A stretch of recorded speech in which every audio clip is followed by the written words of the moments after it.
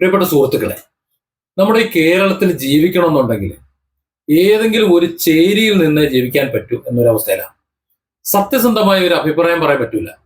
ഒരു അഭിപ്രായം പറഞ്ഞു കഴിഞ്ഞാൽ നമ്മൾ ആരെക്കുറിച്ചാണോ അഭിപ്രായം പറയുന്നത് ആ അഭിപ്രായം കേട്ടിട്ടുള്ള വ്യക്തി, നമ്മൾ അനുകൂലിച്ച് പറയുന്ന ഒരു വ്യക്തി ഉണ്ടാവും. ആ സന്ദർഭത്തിൽ അനുകൂലിക്കുന്ന വ്യക്തി ചിലപ്പോൾ പിന്നീട് അവരെ വിമർശിക്കേണ്ടി വരും, എതിർക്കേണ്ടി വരും, ചിലപ്പോൾ ശത്രുപക്ഷത്ത് നിർത്തേണ്ടി വരും. അത് അപ്പോഴത്തെ സാഹചര്യമാണ്.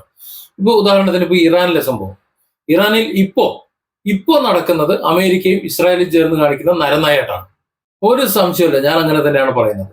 ഇറാൻ എന്ന പരമാധികാര രാജ്യത്തിന്മേൽ കടന്നു കയറി ആക്രമിക്കുകയാണ് ചെയ്യുന്നത്. അതിന് ഏതൊക്കെ രാജ്യത്തിന് പങ്കുണ്ടെങ്കിലും അത് തെറ്റാണ്. അപ്പോൾ അതിന്റെ താഴെ ആ വീഡിയോയ്ക്ക് താഴെ അടുത്ത കമന്റ് വരും, മേത്തൻ അത് ഇത് പറഞ്ഞിട്ട്. അത് മനോരോഗികളാണ്. എന്ത് കാര്യം പറയുമ്പോഴും അതിന്റെ താഴെ വന്ന വർഗീയമായിട്ട് അല്ലെങ്കിൽ വംശീയമായിട്ട് അതല്ലെങ്കിൽ മതപരമായിട്ട് ആക്ഷേപിക്കുന്ന ഒരു വിഭാഗം മനോരോഗികൾ അത് നമ്മുടെ കേരളത്തിൽ കൂടി വരുന്നുണ്ട്. അത്തരം മനോരോഗികളുടെ കമന്റുകൾക്ക് ഞാൻ മറുപടി സാധാരണ കൊടുക്കാറില്ല. പക്ഷെ ഒരു വിഷമമുള്ളത്, അവർ പറയുന്ന ചില കാര്യങ്ങളാണ്. നമ്മൾ എന്താണ് പറയുന്നത് എന്ന് മനസ്സിലാക്കാതെ പ്രതികരിക്കുന്നത് കാണുമ്പോൾ ഇവരുടെ മനോനില ഇത്രയ്ക്ക് ചെറുതായി പോയല്ലോ, ഇവരൊന്നും കാലത്തിനൊത്തവരുടെ മനസ്സ് വളരുന്നില്ലല്ലോ, ഈ വർത്തമാന കാലത്തിൽ ചിന്തിക്കാൻ അവർക്ക് കഴിയുന്നില്ലല്ലോ എന്ന കാര്യത്തിലാണ് സങ്കടം. അവിടെയാണ് സങ്കടം, അല്ല അവരത് പറയുന്നതിലല്ല. ഇറാന്റെ ഇന്നത്തെ അവസ്ഥയെക്കുറിച്ച് സംസാരിക്കുമ്പോൾ ആ വീഡിയോയ്ക്ക് താഴെ വരുന്ന കമന്റ്, പണ്ട് ഷിയാക്കൾ സുന്നികൾക്ക് നേരെ നടത്തിയിട്ടുള്ള ഘോരമായിട്ടുള്ള ബുദ്ധിമുട്ടിക്കലാണ്, അവരെ ആക്രമിച്ചതാണ്. അത് തെറ്റാണ്. അത് ഷിയ ചെയ്തത് തെറ്റാണ്. സുന്നികൾ അതിന് ഷിയായാലും ആരായാലും തെറ്റ് ചെയ്തത് തെറ്റല്ലേ? ഒരു കാലത്ത് രോഹിംഗ്യൻ മുസ്ലിങ്ങൾ എന്ന് പറയുന്ന അന്നത്തെ പ്രബല വിഭാഗം ബുദ്ധഭിക്ഷുക്കളായിട്ടുള്ള ആൾക്കാരോട് ചെയ്തു കൂട്ടിയത് ചില്ലറ കളിവല്ലോ ആണോ? അവരെ വല്ലാണ്ട് ബുദ്ധിമുട്ടിച്ചിട്ടില്ലേ? മ്യാൻമാറിലെ രോഹിംഗ്യൻ മുസ്ലിങ്ങളെ കാര്യമാണ് ഞാൻ ചോദിക്കുന്നത്.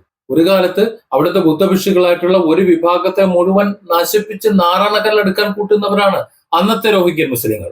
അവർ പ്രബലരായിരുന്നു അന്ന്. എന്നാൽ ഇന്ന് അതേ നാട്ടിലെ രോഹിംഗ്യൻ മുസ്ലിങ്ങൾ ഇന്ന് നാട് കടത്തപ്പെടുന്നു. അന്ന് രോഹിംഗ്യൻ മുസ്ലിങ്ങൾക്ക് ഞാൻ എതിരാണെന്നുണ്ടെങ്കിൽ ഇന്ന് രോഹിംഗ്യൻ മുസ്ലിങ്ങൾക്ക് അനുകൂലമായി നിൽക്കേണ്ട സാഹചര്യമാണ്. അത് ഒരു സാഹചര്യമാണ്. കാലചക്രം കറങ്ങി വരും. എവിടെയാണോ നമ്മൾ ബുദ്ധിമുട്ടും പ്രാരാബ്ദവും അനുഭവിച്ചു വരുന്നത് അവരോടൊപ്പം ചേർന്ന് നിങ്ങൾക്ക് ഞങ്ങളുണ്ട്, ഒന്നുമില്ലെങ്കിൽ ഒരു സഹാനുഭൂതിയെങ്കിലും പറയാൻ, ഒരു പ്രാർത്ഥനയെങ്കിലും പ്രാർത്ഥിക്കാൻ നമുക്ക് കഴിയണം. അത്ര ഞാൻ പറയുന്നുള്ളൂ. പണ്ട് ഷിയ മുസ്ലിങ്ങൾ സുന്നികളെ ആക്രമിച്ചിട്ട് സുന്നികളെ ജീവനും സ്വത്തും കേടുവരുത്തിയിട്ടുണ്ടെങ്കിൽ അവിടെ ഷിയാക്കൾ അനുഭവിക്കട്ടെ. അത് അന്നത്തെ ഷിയാക്കളല്ലേ? അവർ തെറ്റുകാരാണ്, അത് പോണം. ഇന്നത്തെ ഇറാനിൽ കയറി പരമാധികാര റിപ്പബ്ലിക്ക് കയറി അടിക്കുമ്പോഴത്തേക്ക് അതിനെങ്ങനെ അന്നത്തെ കഥയുമായിട്ട് ചേർന്നിട്ട് നിൽക്കുന്നത്? ഇപ്പൊ എന്റെ വീഡിയോ കാണുന്ന നിങ്ങൾ ഓരോരുത്തരും എന്നും എക്കാലവും ഒരുപോലെ ആയിരുന്നിട്ടുണ്ടോ? ഏതെല്ലാം പ്രതിസന്ധികളിൽ മുമ്പ് പെട്ടിട്ടുണ്ട്, ഏതെല്ലാം കള്ളക്കേസുകളിൽ പെട്ടിട്ടുണ്ട്. ഇനി അഥവാ എന്തെങ്കിലും തെറ്റ് അബദ്ധത്തിൽ നിങ്ങളിൽ നിന്ന് സംഭവിച്ചിട്ടുണ്ടെങ്കിൽ അത് അറിവില്ലാത്ത കാലത്താണെങ്കിൽ പിന്നെ അറിയുന്ന കാലത്ത് അതൊക്കെ തിരുത്തി ജീവിക്കുന്ന നിങ്ങളെ വീണ്ടും അതേ തെറ്റിന്റെ പേരിൽ വട്ടപ്പേര് ചൊല്ലി വിളിക്കുകയാണെന്നുണ്ടെങ്കിൽ നിങ്ങൾ സഹിക്കുമോ? അത്ര തന്നെ ഉള്ളൂ. ഇത്ര സിമ്പിളായിട്ട് മനസ്സിലാക്കാവുന്നുള്ളൂ. വലിയ ആഗോള പ്രതിഭാസങ്ങളായി നമ്മൾ സംസാരിക്കുന്നു വേണ്ട. മിക്കവാറും എല്ലാ വീഡിയോകളും CPM അതിശക്തമായിട്ട് വിമർശിക്കുന്നുണ്ട്. പക്ഷെ ഇതേ ചാനലിൽ തന്നെ അതേ CPM ചെയ്തിട്ട് നല്ല കാര്യങ്ങൾ പറഞ്ഞിട്ടുണ്ട്. അത് പറയണ്ടേ? ഒരു CPM വിരോധിയാണ് ഞാനെന്നുണ്ടെങ്കിൽ അങ്ങനെ CPM ചെയ്ത നല്ല കാര്യങ്ങളെ കുറിച്ച് പറയും. ഒരു 2-3 വീഡിയോ മുന്നോട്ട് നോക്കിക്കഴിഞ്ഞാൽ നിങ്ങൾക്ക് കാണാൻ പറ്റും. ഈ പിണറായി സർക്കാർ ഈ സംസ്ഥാനത്ത് നടപ്പിലാക്കിയിട്ടുള്ള വികസന പദ്ധതികളെ എണ്ണി പറഞ്ഞിട്ടുണ്ട്. ഞാൻ പാലങ്ങളുടെ പേര് സഹിതം പറഞ്ഞിട്ടുണ്ട്. കേരളപ്പിറവിക്ക് ശേഷം ഈ പിണറായി സർക്കാർ വരെയുള്ള മുഴുവൻ സർക്കാരുകളും ഇടതു വലതു സർക്കാരുകൾ ചെയ്യാത്ത വികസന പദ്ധതികൾ, റോഡ്, പാലം, കെട്ടിടം, ഇത് 3 ഐറ്റങ്ങളും ബേസിക് സൗകര്യങ്ങൾ മുഴുവൻ ചെയ്തിട്ടുള്ള ഒരു സർക്കാരാണ് ഈ സർക്കാർ. എങ്ങനെ കടം വാങ്ങിയാലും എങ്ങനെ കട്ടു എന്ന് പറഞ്ഞാലും അത് വിളിച്ചു പറയല്ലേ? അത് പറയണ്ടേ? അതേപോലെ നരേന്ദ്രമോദി സർക്കാർ ഇവിടെ എത്ര തന്നെ മുസ്ലിം വിരോധം പറഞ്ഞുകൊണ്ട് വോട്ട് പിടിച്ച് അവർ കയറുന്നു എന്ന് പറഞ്ഞാലും അവർ പറയുന്നത് സത്യമാണ്. മോദി സർക്കാരോ അല്ലെങ്കിൽ BJPയോ മുസ്ലിം വിരോധം വെച്ച് പുലർത്തുന്നവരാണ് എന്ന് തെറ്റിദ്ധരിച്ചുകൊണ്ട് കുറെ സംഘികൾ മുസ്ലിങ്ങളെ കുതിര കയറുമ്പോഴും അവർ ചെയ്യുന്ന വികസന പ്രവർത്തനങ്ങൾ, ഈ ഇന്ത്യ മഹാരാജ്യം ആ സർക്കാരിന്റെ കീഴിൽ വളരുന്ന വളർച്ച, ലോകരാജ്യങ്ങൾക്ക് മുന്നിൽ എഴുന്നേറ്റ് നിൽക്കുന്ന നിൽപ്പ്, അതിനെ പറയാതിരിക്കാൻ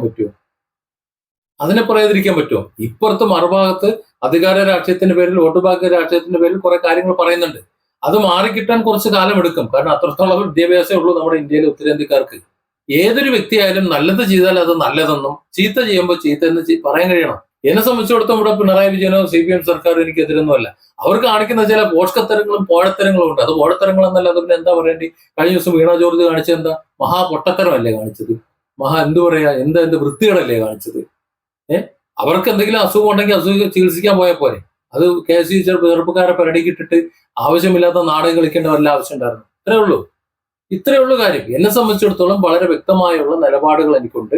അത് ഏതെങ്കിലും ഒരു പക്ഷത്ത് നിന്നുകൊണ്ടല്ല സംസാരിക്കുന്നത്. ഇടതുപക്ഷത്തെ വിമർശിക്കേണ്ടപ്പോൾ ഇടതുപക്ഷത്തെ വിമർശിക്കും, അതിനെ സംരക്ഷിക്കേണ്ട സമയത്ത് സംരക്ഷിക്കും. അത് കോൺഗ്രസിനായാലും അത് തന്നെ. രാഹുൽ മാങ്കൂട്ട് എന്ന് പറയുന്ന ഒരു വ്യക്തി, അയാള് ഒരു പൊതുപ്രവർത്തന നിലയിൽ ഒരു സംശുദ്ധമായ ഒരു കളിയല്ല കളിച്ചത് എന്ന് അന്നും പറയുന്നുണ്ട്, ഇന്നും പറയുന്നുണ്ട്. ആ വീഡിയോകൾ ഇപ്പോഴും അവിടെ കിടപ്പുണ്ട്. അത് ചെറ്റത്തരമാണ് എന്ന് തന്നെയാണ് ഇപ്പോഴും ഞാൻ പറയുന്നത്. പക്ഷേ ആ ഒരു വ്യക്തിയെ ഇത്തരത്തിൽ നിയമപരമായി ഇന്ത്യൻ നിയമവ്യവസ്ഥ അനുസരിച്ച് അയാൾ കുറ്റക്കാരനല്ലാത്തത് കൊണ്ട് ഇങ്ങനെ ക്രൂശിക്കുന്നത് ശരിയല്ല എന്ന് ഞാൻ പറയുന്നു. അത് തന്നെയല്ലേ നിലപാടെന്ന് പറയുന്നത്.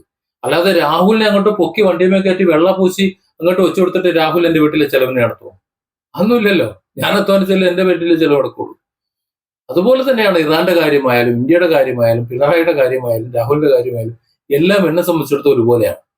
എനിക്ക് ഓരോ വിഷയങ്ങളിലും എന്റേതായ ഒരു അഭിപ്രായം എനിക്കുണ്ട്. ആ അഭിപ്രായം ഞാൻ പറയുന്നു, അത്രയേ ഉള്ളൂ. ആ അഭിപ്രായം തന്നെ ആയിക്കൊള്ളണമെന്നില്ല നാളെ. നേരത്തെ റോഹിംഗ്യൻ മുസ്ലിങ്ങളെ കാര്യം പറഞ്ഞതുപോലെ ഇസ്രായേൽ മണ്ണിൽ കയറിയിട്ട് ഹമാസ് കയറി അറിയാലോ, കയറി അടിച്ച് തുമ്പില്ലാതാക്കി കളഞ്ഞു. അതൊരു നാടകമായിരുന്നു. കാര്യം ശരി, എങ്കിലും കയറി അവിടെ കുറെ നിരപരാധികൾ മരിച്ചില്ലേ? അങ്ങോട്ടും ഇങ്ങോട്ടും ഈ യുദ്ധത്തിന്റെ കാര്യം പറഞ്ഞാലും എന്തിന്റെ കാര്യം പറഞ്ഞാലും കൊല്ലപ്പെടുന്നത് മുഴുവൻ മനുഷ്യരല്ലേ? അത് കണ്ടില്ല എന്നിരിക്കണം. അവര് ജാതി പറഞ്ഞുകൊണ്ട് അവരൊക്കെ ചാകേണ്ടവരെന്ന് പറയുന്ന കുറെ മനോരോഗികളുടെ കൂട്ടത്തിൽ എനിക്ക് പറ്റില്ല എന്നേ. ഇറാനിലെ കഴിഞ്ഞ ദിവസം ഒരു സ്കൂളില് ബോംബ് പൊട്ടിയിട്ട് എത്ര കുട്ടികളാണ് മരിച്ചത്? 100-200 കുട്ടികൾ പോലും കൊല്ലപ്പെട്ടു പോയില്ലേ? ആ സ്കൂളിലെ കുട്ടികൾ മുഴുവൻ കൊല്ലപ്പെട്ടു പോയില്ലേ? അതൊക്കെ ഒരു നല്ല കാര്യം എന്നാ പറയുന്നത്? അത് മുസ്ലിങ്ങളായതുകൊണ്ട് ചത്തോട്ടാണെന്ന് പറയുന്നത്? എന്റെ വീഡിയോക്ക് ഇതായിട്ട് മേത്തൻ എന്ന് പറഞ്ഞ ഒരു മനോരോഗി കമന്റ് എഴുതിയിട്ടുണ്ട്. അയാൾ മനോരോഗിയാണ്. അടുത്ത് എത്രയും പെട്ടെന്ന് അയാൾ ഏതെങ്കിലും ഒരു മാനസിക രോഗ വിദഗ്ധനെ കാണണം. കാരണം അത്രത്തോളം വർഗീയ വിഷം അയാളിൽ ചെന്ന് കിടക്കുകയാണ്. നാളെ അയാൾ എവിടെയെങ്കിലും വണ്ടി ഇടിച്ച് ചാകാൻ കടന്നു കഴിഞ്ഞാൽ ഇതേപോലെ ഏതെങ്കിലും മേത്തനായിരിക്കും ഒരു തുള്ളി വെള്ളം വയൽ എത്തിച്ചു കൊടുക്കാനോ അല്ലെങ്കിൽ അയാളുടെ അടുത്ത് ആശുപത്രി കൊണ്ടുപോകാനോ അല്ലെങ്കിൽ അയാൾക്ക് അത്യാവശ്യം ബ്ലഡ് ഉണ്ടെങ്കിൽ കൊടുക്കേണ്ടി വന്നത് അത് കൊടുക്കുക ചെയ്യുന്നത്. ആ ചോരയ്ക്ക് മേത്തനെന്നോ ചാന്നാനെന്നോ അതല്ലെങ്കിൽ നമ്പൂതിരിയെന്നോ നായരെന്നോ ഒന്നും വ്യത്യാസമൊന്നും ഉണ്ടാവില്ല. എന്നെ സംബന്ധിച്ചിടത്തോളം ജാതിയും മതവും അതൊന്നും മനുഷ്യരിലേക്കാൾ അപ്പുറത്തേക്ക് ഞാൻ കാണാറില്ല. കാര്യം എന്റെ കുടുംബ പശ്ചാത്തലം അങ്ങനെയാണ്, ഞാൻ വളർന്ന പശ്ചാത്തലം അങ്ങനെയാണ്, ഞങ്ങൾ കുടുംബത്തിൽ ചിലർ വളർന്നിട്ടുണ്ട്, അവരുടെ പശ്ചാത്തലം അങ്ങനെയാണ്. നിങ്ങൾക്കൊക്കെ അറിയാവുന്നത് തന്നെയാണ്. ഞങ്ങളുടെ പശ്ചാത്തലത്തിൽ വളർന്നിട്ടുള്ള കുറെ ഹിന്ദു സഹോദരങ്ങൾ. ശ്രീധരൻ എന്ന് പറഞ്ഞ ഒരു ജ്യേഷ്ഠൻ എനിക്കുണ്ട്. ഞാനൊരു മുസ്ലിമാണ്. എങ്ങനെ ഇത് ശരിയാകണം? അതാണ് ബന്ധം എന്ന് പറയുന്നത്. ഈ പറയുന്ന മനോരോഗികൾ പറയുന്നവരുടെ കമന്റ് എഴുതാൻ നമുക്ക് പറ്റില്ല.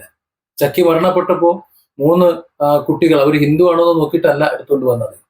അവർ വളർന്ന് ആ പെൺകുട്ടികളെ കെട്ടിച്ചയച്ച് മറ്റേ ആളെ ഗൾഫിക്കും പറഞ്ഞു വിട്ട് അവരുടെ ജീവിതം കരുപിടിപ്പിക്കാൻ നോക്കിയത് അവർ ഹിന്ദു ആയതുകൊണ്ട് അവരങ്ങ് ചത്തു തുളഞ്ഞോട്ടെ അല്ലെങ്കിൽ എവിടെയെങ്കിലും പൊയ്ക്കോട്ടെ, തെരുവിൽ കിടന്നോട്ടെ എന്ന് ഞങ്ങൾ ആരെങ്കിലും ചിന്തിച്ചോ? ഇല്ലല്ലോ. കാര്യം അത് കഴിയില്ല. വേണമെങ്കിൽ അവരെ മുസ്ലിം ആക്കാമായിരുന്നല്ലോ. അതും ചെയ്തില്ല. ഹിന്ദുവായിട്ട് വളരണം. ആ സംസ്കാരത്തിൽ തന്നെ അവർ വളരണം. അങ്ങനെ ചെയ്തിട്ടുള്ളൂ. അതുപോലെ ഞാൻ വളർന്നു വരുന്ന സാഹചര്യം, എന്റെ ബാല്യം ചാന്നാട്ടെ ഒരു ഹിന്ദു കുടുംബത്തിൽ ഞാൻ വളരുമ്പോൾ അവരാരും എന്നെ പിടിച്ച് ഹിന്ദു ആക്കിയില്ല. ഞാൻ മുസ്ലിമായിട്ട് വളർന്നു. അങ്ങനെ ചില സാഹചര്യങ്ങളൊക്കെ ഉണ്ട്. ഓരോ സാഹചര്യങ്ങൾക്കൊത്ത് മനുഷ്യനായി ജീവിക്കുമ്പോഴാണ് മനുഷ്യനാകുന്നത്. അതുകൊണ്ട് തന്നെ എന്റെ ഒരു വീഡിയോയിലും വർഗീയമായിട്ടുള്ള ഒരു പരാമർശം കാണാൻ കഴിയില്ല. ജാതീയമായിട്ട് ഞാൻ ആരെയും ഞാൻ ആക്ഷേപിക്കില്ല. പക്ഷേ എന്റെ വീഡിയോക്ക് താഴെ വന്നിട്ട് മതപരമായും ജാതീയപരമായിട്ട് ആക്ഷേപിക്കുന്ന ചില മനോരോഗികളെ കാണുമ്പോൾ അവരുടെ ആ മനോനിലയെ ഓർത്ത് ദുഃഖിക്കുകയല്ലാതെ വേറൊരു നിവൃത്തി എനിക്കില്ല. Different angles. Don't forget to subscribe and support this channel.